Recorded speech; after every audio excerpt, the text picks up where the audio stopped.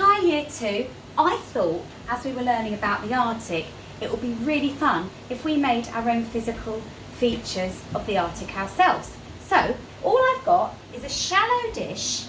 If you've got time, what I would do is I'd put it in the freezer so you can make a sheet of ice on the top of the sea, because that would happen during the winter in the Arctic.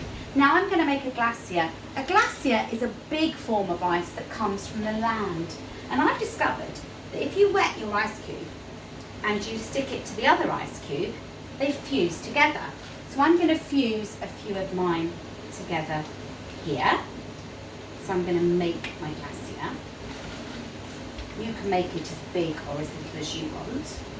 And there's my glacier. Oh, it's broken up a little bit, but I'm not going to worry about that. I've also got some crushed ice in here. So I'm going to sprinkle some crushed ice over, because what would happen is that the sheet of ice on top of the seabed would start to crack.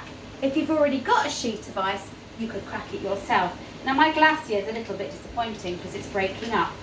I wonder if you can spend a bit more time creating a block, because I've got a block now, but then when I put it in the water, it just breaks. So I wonder if you can do better than me. So I've got my crushed bits of ice melting on top of the seabed. I've got my glacier, which is a big block of ice. See if you can, I wonder if you could just put these together in a bag and freeze them together with some water. Then you'd have a much bigger glacier.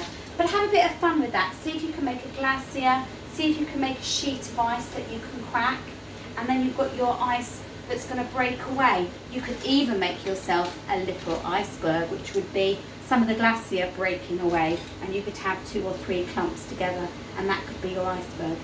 Have a go at creating your own physical Arctic and send it to me.